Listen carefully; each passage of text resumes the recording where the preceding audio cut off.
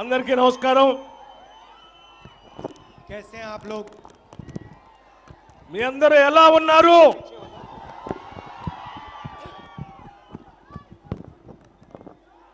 आपके सामने चुनाव हैगा ना? और दोराला तेलंगाना और प्रजाला तेलंगाना के बीच में लड़ाई है। మీ అందరి ముందు ఎన్నికలు ఉన్నాయి। ఇప్పుడు దొరల తెలంగాణకి ప్రజల తెలంగాణకి మధ్య జరుగుతున్నటువంటి పోరాటం ఇది।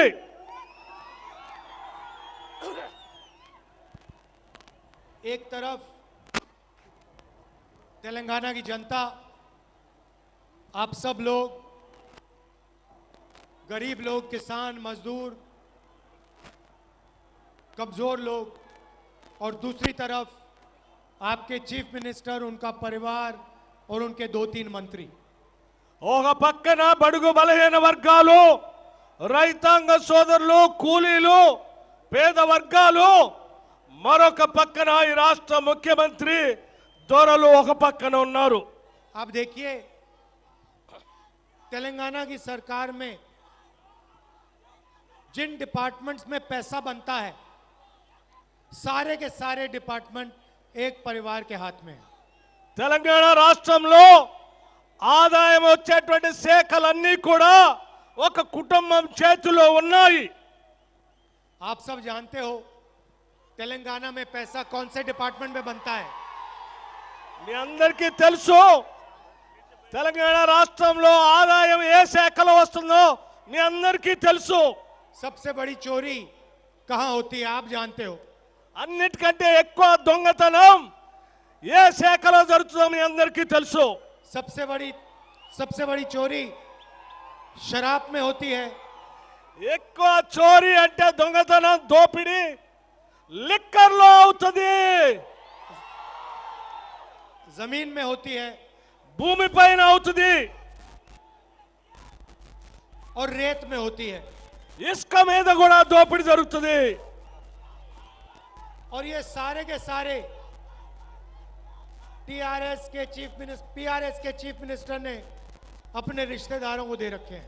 ఇవన్నీ కూడా లిక్కర్ గాని, భూమి గాని, ఇసుక దందాలు కానీ బీఆర్ఎస్ ముఖ్యమంత్రి కుటుంబ సభ్యుల చేతిలో ఉన్నాయి। मगर इन डिपार्टमेंट से भी उनकी भूख पूरी नहीं हुई।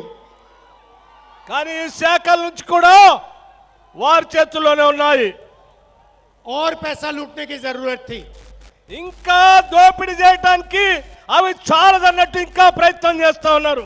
कलेश्वरम प्रोजेक्ट में 1 लाख करोड़ रुपए आपका उठा के ले गए। కాళేశ్వరం ప్రాజెక్టులో దాదాపు 1 లక్ష కోట్ల పైన దోపిడీ చేయడం కోసం ప్రయత్నం చేశారు। और वहां के बराज के जो खंबे हैं वो सारे के सारे गिर रहे हैं। అక్కడ కట్టినటువంటి బ్యారేజెస్ అన్ని కూడా కూలిపోతా ఉన్నాయి। केसीआर जी को जाकर वहां पे सुनाई नहीं दे रहा शायद। ఏమైంది? వినపట్లేదు। మీరు అందరూ ముందు రావచ్చు కదా, sound mics are this side sir.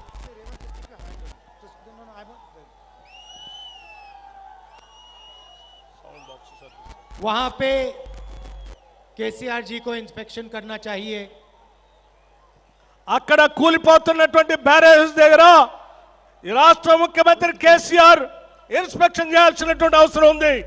हालत यह है कि तेलंगाना पे इतना कर्जा है कि 2040 तक सारे के सारे परिवार 31,500 रुपए देंगे। ఇదంతా కూడా 31,500 ब्रदर। యా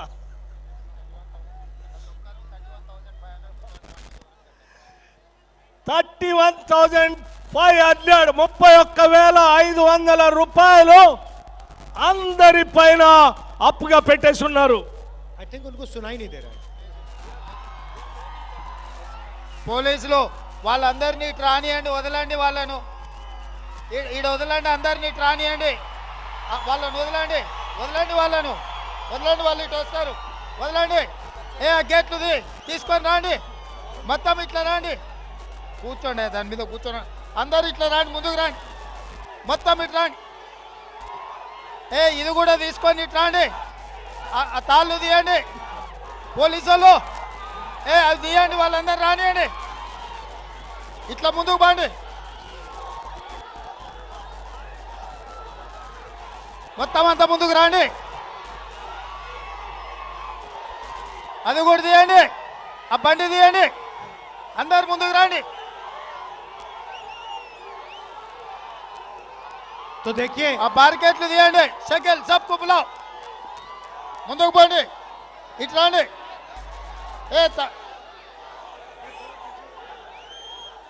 అంతా तो ముందుకు రండి. देखिए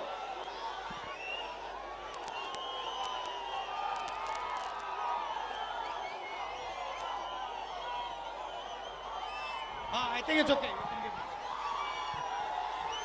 ముందుకు రండి అమ్మా, ఇంకా ముందుకెళ్ళండి, అంతా ముందుకెళ్ళండి.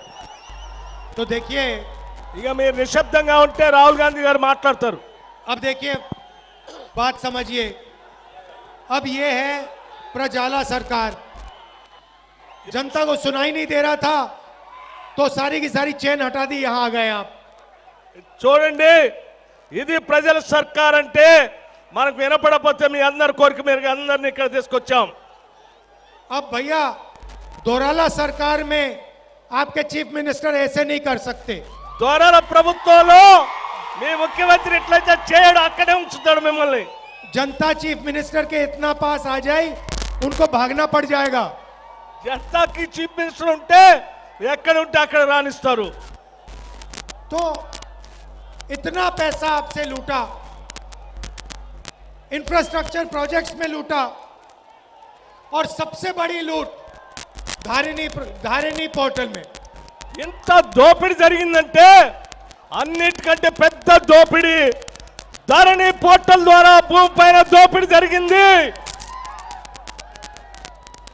सबसे बड़ी लूट धारिनी पोर्टल में।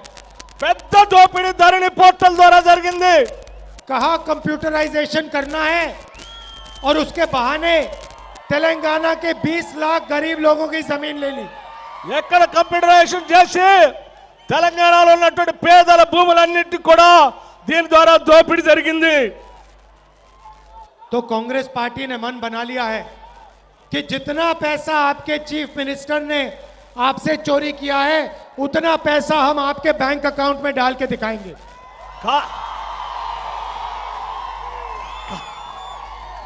కాంగ్రెస్ ప్రభుత్వం రాగానే ఈ ముఖ్యమంత్రి మీ జేబుల నుంచి ఎంత దోపిడీ చేశాడో అంత సొమ్ముని మళ్ళీ మీ బ్యాంక్ అకౌంట్ లో వేస్తాము. प्रजाला सरकार आपका पैसा आपको कैसे देगी? ప్రజల సర్కార్ మీ డబ్బులు మీకోసమే ఖర్చు పెడుతుంది. सबसे पहले महालक्ष्मी स्कीम, అన్నిటికంటే ముందుగా మహిళల కోసం పెట్టినటువంటి మహాలక్ష్మి స్కీమ్. जो हमारी महिलाएं हैं वो तेलंगाना के भविष्य की देखभाल करती हैं, हमारे बच्चों की देखभाल करती हैं। మన దగ్గర ఉన్నటువంటి మహిళలు, తెలంగాణలో మహిళలు అందరికంటే తెలంగాణ కోసం, కుటుంబం కోసం, పిల్లల కోసం ఆలోచన చేస్తారు. और गरीब महिलाएं दुगना काम करती हैं, పేద మహిళ చాలా కష్టపడి కూలి చేసి పడతారు. दिन भर मजदूरी करती हैं और अपने बच्चों की देखभाल करती हैं। రోజంతా కూలి చేస్తారు, పిల్లల కోసం పాటుపడతా ఉంటారు. तो सबसे पहला कदम तेलंगाना की हर महिला के बैंक अकाउंट में 2500 रुपए प्रति महीना। మొట్టమొదటి అడుగు తెలంగాణ మహిళల అకౌంట్ లో 2500 రూపాయలు వాళ్ళ అకౌంట్ లో వేస్తాము. मोदी जी के सरकार में गैस सिलेंडर 1000 रुपए का मिलता है। మోదీ గవర్నమెంట్ లో గ్యాస్ సిలిండర్ 1000 రూపాయలు దొరుకుతా ఉంది. उसका पैसा बड़े बड़े उद्योगपतियों को जाता है। దాని డబ్బులన్నీ కూడా పెద్ద పెద్ద వాళ్ళకి వెళ్ళిపోతా ఉన్నాయి. हमारी सरकार आएगी तो तेलंगाना की महिलाओं को गैस सिलेंडर 500 रुपए में मिलेगा। మన ప్రభుత్వం రాగానే తెలంగాణ మహిళలందరికీ గ్యాస్ సిలిండర్ 500కే ఇస్తాము. और देखिए आज हम बस से भाषण दे रहे हैं, बस के ऊपर खड़े होकर भाषण दे रहे हैं। ఈ రోజు మేమంతా బస్సు మీద నిలబడి మీతో మాట్లాడుతా ఉన్నాము. हमारी सरकार आएगी तो पूरे तेलंगाना में, तेलंगाना की सरकार की बसेस में हमारी माताएं और बहन 1 रुपया नहीं देंगी। మా ప్రభుత్వం రాగానే, కాంగ్రెస్ ప్రభుత్వం రాగానే మన తల్లులు సోదరిమణులకి ఈ బస్సుల్లో 1 రూపాయి కూడా ఇవ్వకుండా ఉచిత ప్రయాణం జరుగుతుంది. तो देखिए, महीने का 2500 रुपए सीधा बैंक अकाउंट में, ప్రతి నెల 2500 రూపాయలు నేరుగా వాళ్ళ బ్యాంక్ అకౌంట్ లోకి వస్తాయి. 500 रुपए गैस सिलेंडर में बचेंगे 500 రూపాయలు గ్యాస్ సిలిండర్ ద్వారా ఇచ్చేస్తాము. 500కి और महीने के कम से कम 500 या 1000 रुपए बस में बचेंगे। కనీసం తగ్గకుండా 500 నుంచి 1000 రూపాయలు బస్సు ప్రయాణం కింద వాళ్ళకి మేలు జరుగుతుంది. तो महीने की हर महिला को 4000 रुपए की बचत होगी। ప్రతి మహిళకి కనీసం 4000కు తగ్గకుండా ప్రతి మహిళకి మేలు జరుగుతుంది. इंदिरा अम्मा इंड्लू स्कीम में ఇందిరమ్మ ఇళ్ల పథకంలో जो घर बनवाना चाहते हैं, जिनके पास घर नहीं है, उन्हें 5 लाख रुपए कंस्ट्रक्शन के लिए मिलेगा। ఇందిరమ్మ ఇల్లు కట్టుకోవాలనుకుంటున్నటువంటి వాళ్ళకి, ఇల్లు లేని ప్రతి పేద కుటుంబానికి 5 లక్షల రూపాయలు ఇళ్ళకి ఇస్తాము. और यहाँ हमारी ये जो माता आई है, इनका नाम क्या है? తల్లి, నువ్వు మా ముందు నిలబడ్డ నీ అమ్మ, నీ పేరేంటి? తన పేరు పేరు పేరు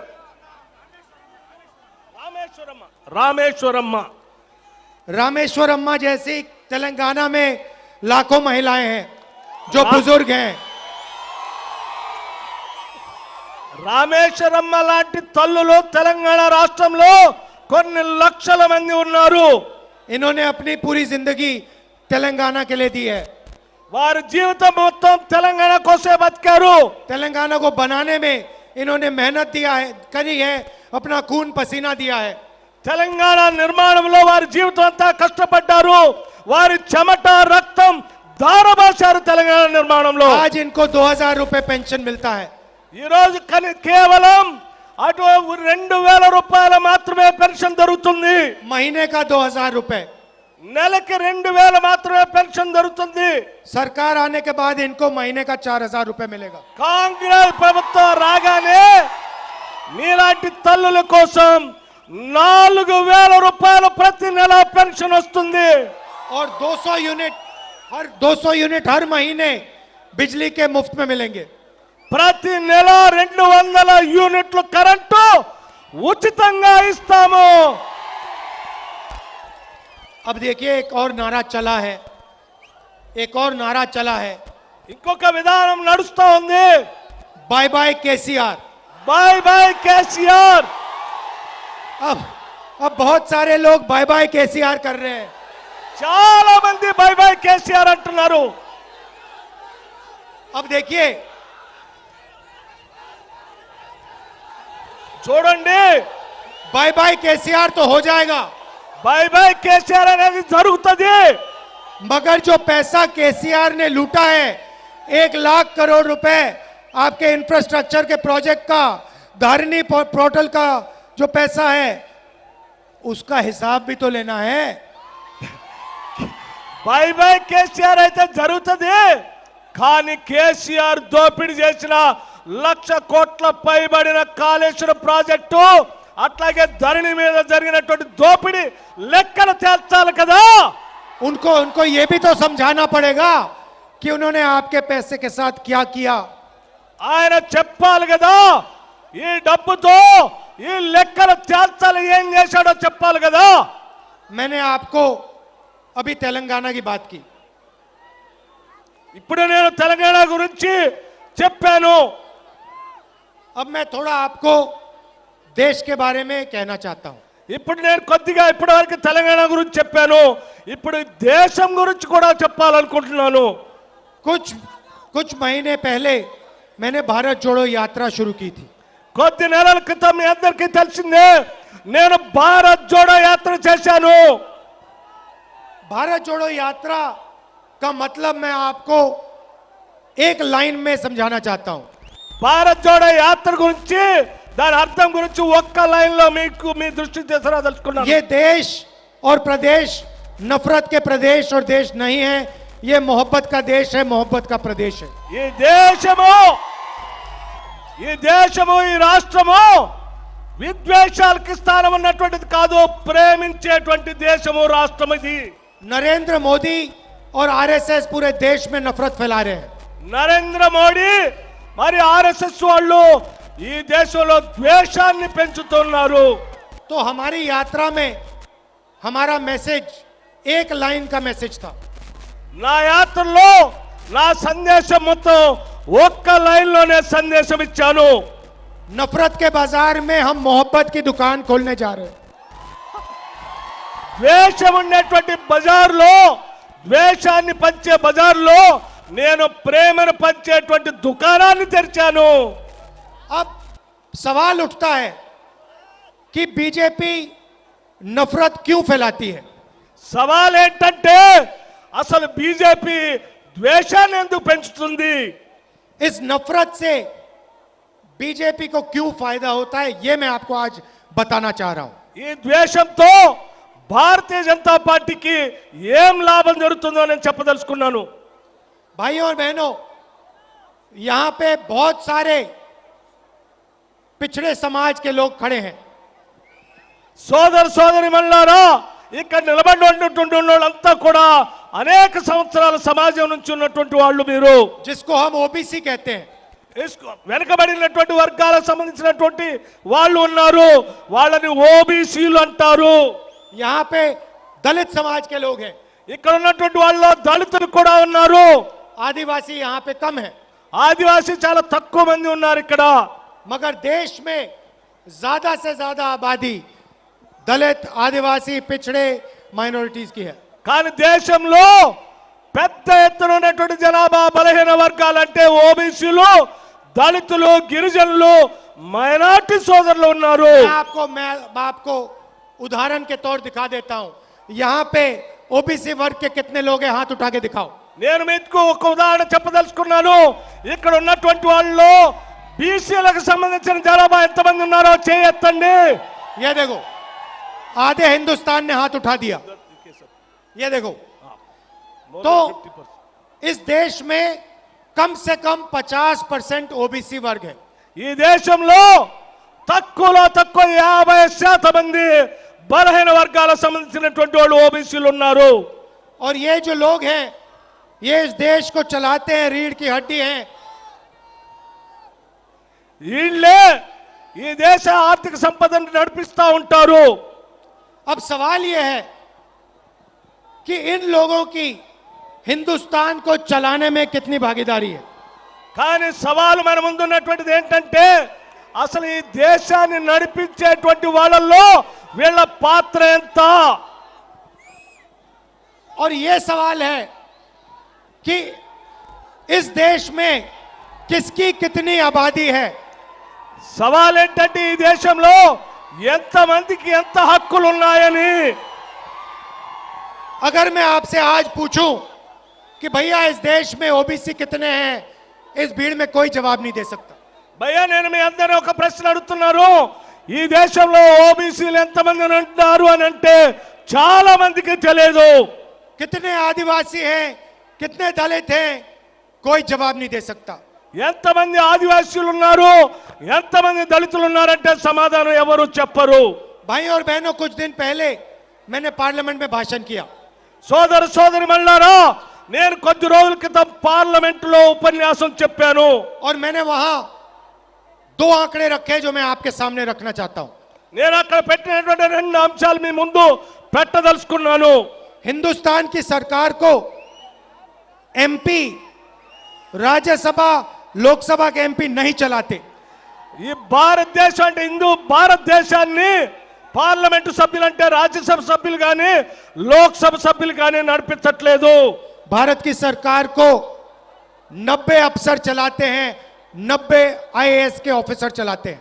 ఈ భారత ప్రభుత్వాన్ని 90 మంది అధికారులు నడిపిస్తా ఉన్నారు.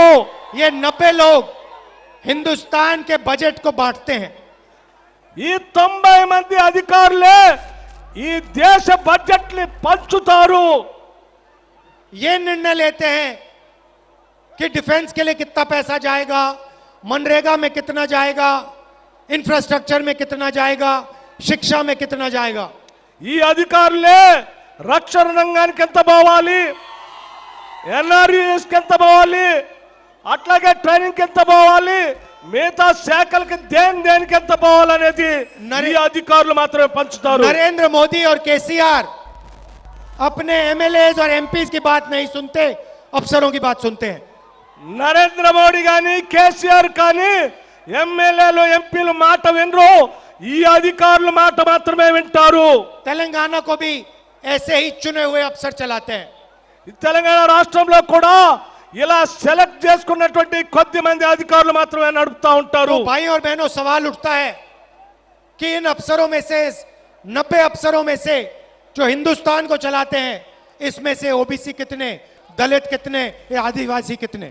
సోదరి మళ్ళారా, ఈ దేశాన్ని నడిపే 90 మంది అధికారుల్లో ఎంతమంది ఓబీసీలు ఉన్నారు, ఎంతమంది దళితులు ఉన్నారు, ఎంతమంది గిరిజనులు ఉన్నారని నేను అడిగాను. सवाल ये है, क्या इस देश को चलाने में दलितों, आदिवासियों, पिछड़ों और माइनॉरिटीज की भागीदारी है, हाँ या ना? यह सवाल है। ఏ సవాల్ ఏంటంటే ఈ దేశాన్ని నడిపించే దాంట్లో బలహీన వర్గాలు ఓబీసీలకి, దళితులకి, గిరిజనులకి భాగస్వామ్యం ఉండాలా వద్దా అనేది ప్రధానమైనటువంటి ప్రశ్న నేను ప్రశ్నిస్తా ఉన్నాను. भाई और बहनों, 90 अफसरों में से सिर्फ 3 अफसर ओबीसी वर्ग के हैं। 90 మంది అధికారుల్లో కేవలం 3 మాత్రమే ఓబీసీ అధికారులు ఉన్నారు. और बजट का सिर्फ 5% निर्णय ये अफसर लेते हैं। కేవలం 5% బడ్జెట్ మాత్రమే ఈ 3 అధికారులు నిర్ణయం చేస్తారు. मतलब हिंदुस्तान की सरकार में ओबीसी की कोई भागीदारी नहीं है। భారతదేశ ప్రభుత్వంలో ఓబీసీ అధికారులకి ఏ పాత్ర లేదు బడ్జెట్ పంచడంలో. इसलिए मैं हर भाषण में कहता हूं कि ओबीसी सेंसस, कास्ट सेंसस की जरूरत है। అందుకే నేను ప్రతి దగ్గర నా ఉపన్యాసంలో భారతదేశంలో ఓబీసీల జనగణన జరగాలని అన్ని చోట్ల చెప్తా ఉన్నాను. हम जानना चाहते हैं कि इस देश में कितने दलित, कितने आदिवासी, कितने ओबीसी, कितने माइनॉरिटी हैं। ఈ లెక్కలు జనగణన జరిగితే భారతదేశంలో ఎంతమంది ఓబీసీలు ఉన్నారు, ఎంతమంది దళితులు ఉన్నారు, ఎంతమంది గిరిజనులు ఉన్నారు లెక్కలు తేలుతాయి. बीजेपी ओबीसी वर्ग को शक्ति नहीं देना चाहती है। బీజేపీ భారతీయ జనతా పార్టీ ఓబీసీలకి శక్తిని ఇవ్వటానికి ఇష్టపడట్లేదు.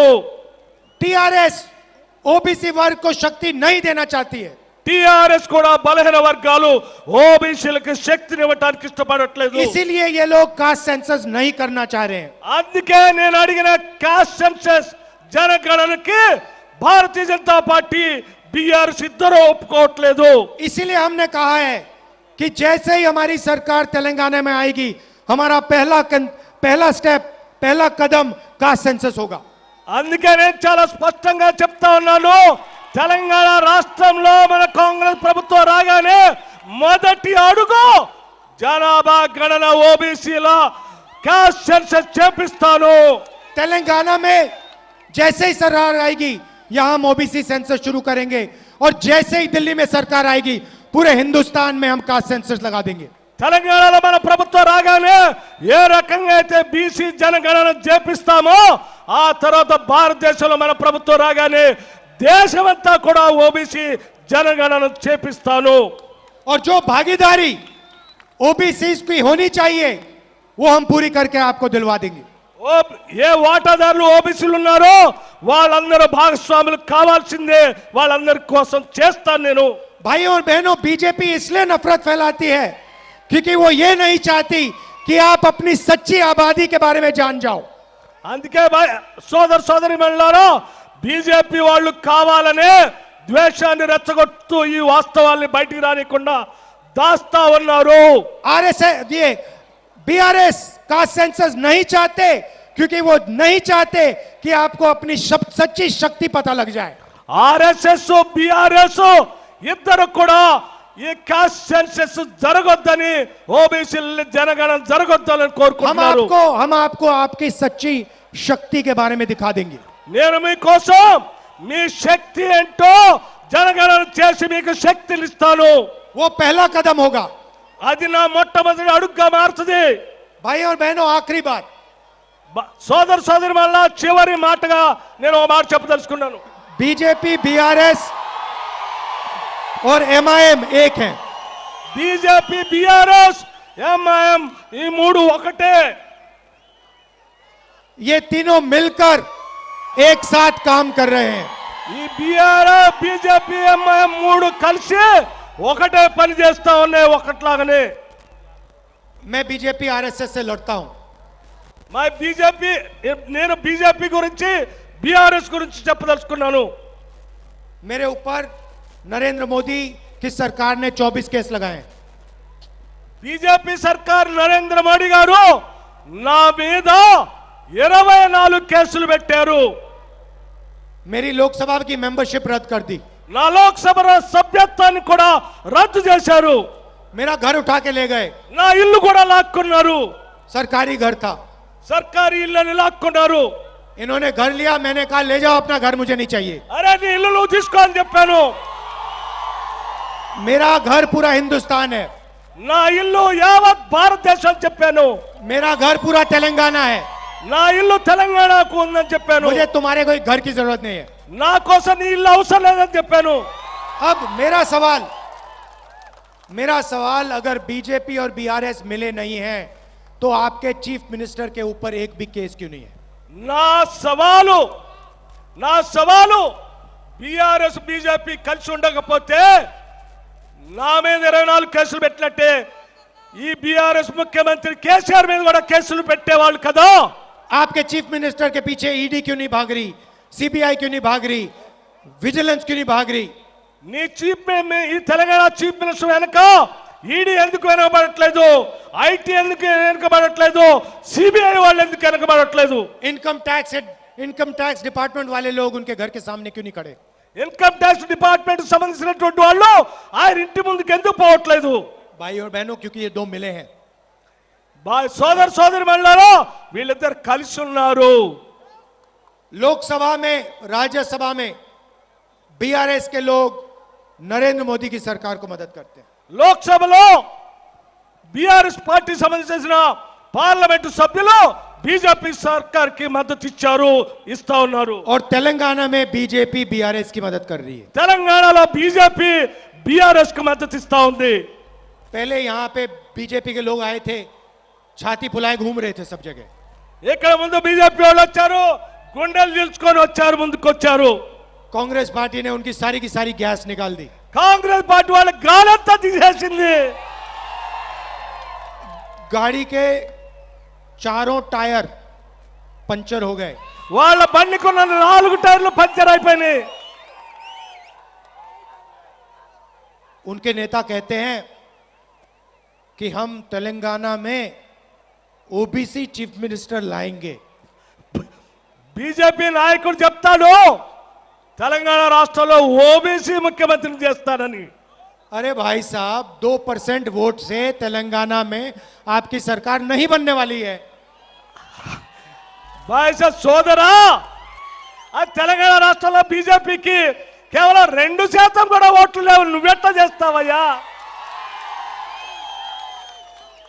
अगले टूर पे नरेंद्र मोदी जी अमेरिका जाएंगे। రాబోయే ఎన్నికల్లో నరేంద్ర మోడీ గారు అమెరికా కూడా వెళ్తారు। वहां पे जाके कहेंगे अमेरिका में हम ओबीसी का राष्ट्रपति लाएंगे। అక్కడ అమెరికాకు కూడా వెళ్ళి అమెరికాలో కూడా ఓబీసీ రాష్ట్రపతిని చేస్తాను, ప్రెసిడెంట్ చేస్తాను అమెరికాకి అని చెప్తాడు। ना तेलंगाना में इनकी सरकार आ रही है, ना अमेरिका में सरकार आएगी। ఇక్కడ తెలంగాణలో రాదు, అమెరికాలో కూడా రాజు ఆయన ప్రభుత్వం. आप बीआरएस की मदद करना बंद करो. మీరంతా బీజేపీకి మద్దతు ఇవ్వడం బంద్ చేయండి. और दिल्ली में जाके अपनी तैयारी करो. మీరు ఢిల్లీ పోయి మీ ప్రయత్నాలు మీరు చేసుకోండి, తయారీ కాండి. क्योंकि जैसे हमने आपका यहाँ टायर पंचर किया है, हम दिल्ली में आपका टायर पंचर करने आ रहे हैं. తెలంగాణలో ఎట్లా అయితే మీ టైర్లన్నీ పంచర్ చేసి గాలి తీసామో, ఢిల్లీ అంటే భారతదేశంలో కూడా కొద్ది రోజుల్లో మీ గాలి అంతా తీయబోతున్నాను నేను. अच्छा, एक दूसरी पार्टी, तीसरी पार्टी है बीच में, మధ్యలో మూడో పార్టీ కూడా ఉంది, MIM. ఎంఐఎం. जहां भी हम चुनाव लड़ने जाते हैं, ఎక్కడైతే మేము ఎన్నికలు పోటీ చేయడానికి పోతామో, असम, అస్సాం, मध्य प्रदेश, राजस्थान, महाराष्ट्र, त्रिपुरा, जहां भी कांग्रेस पार्टी बीजेपी से लड़ती है, మధ్యప్రదేశ్, రాజస్థాన్ ఇంకా ఇతర రాష్ట్రాల్లో ఎక్కడైతే మేము ఎన్నికలు పోతామో, ఎక్కడైతే బీజేపీతో మేము పోరాటం చేస్తూ ఉంటామో అక్కడ వాళ్ళు వస్తూ ఉంటారు. वहां पे MIM पार्टी बीजेपी से पैसा लेकर कैंडिडेट खड़े कर देती है. ఆ రాష్ట్రాల్లో ఎంఐఎం పార్టీ బీజేపీ అంటే భారతీయ జనతా పార్టీ దగ్గర నుంచి డబ్బులు తీసుకొని వాళ్ళ అభ్యర్థులు పోటీ పెడతారు. आप देखिए, इनका एक वोट नहीं है, असम में इनका कुछ लेना देना नहीं है, मगर जहां भी बीजेपी चाहती है वहां पे MIM के लोग सलूट मार के कैंडिडेट बैठा देते हैं. ఇది చూడండి, అస్సాం లాంటి రాష్ట్రంలో వీళ్ళకు ఒక్క ఓటు కూడా లేదు. కానీ ఎక్కడైతే బీజేపీ కోరుకుంటుందో అక్కడ వెంటనే వీళ్ళు బీజేపీ సల్యూట్ కొట్టి అక్కడ వీళ్ళు కావాలని వాళ్ళ అభ్యర్థులు పెడతారు. मैं MIM के नेताओं से पूछना चाहता हूं, असम में टिकट, असम में कैंडिडेट बैठा उतारने के लिए आपको पैसा कहां से आता है? అస్సాంలో నేను ఎంఐఎం ను ఒక ప్రశ్న అడగదలుచుకున్నాను. महाराष्ट्र में कैंडिडेट उतारने के लिए आपका पैसा कहां से आता है? అస్సాంలో, మహారాష్ట్రలో మీరు అభ్యర్థులు పెట్టడానికి డబ్బులు ఎక్కడి నుంచి వస్తా ఉన్నాయి మీకు అని అడుగుతా ఉన్నాను. मैं आपको बताता हूं, बीजेपी से आता है. నేను మీ అందరికి చెప్తా ఉన్నాను, అది బీజేపీ నుంచి వస్తున్న డబ్బు.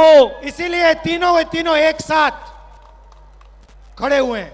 అందుకే నేను చాలా స్పష్టంగా చెప్తా ఉన్నాను, ఈ ముగ్గురు కలిసే ఉన్నారు. हमें पूरे देश में मोहब्बत की दुकान खोलनी है. మేము ఈ దేశం మొత్తంలో కూడా ప్రేమను పంచే దుకాణాన్ని తెరుచుకొని ప్రేమ కోసం నేనున్నాను. पहले हम यहाँ तेलंगाना में प्रजाला सरकार लाएंगे.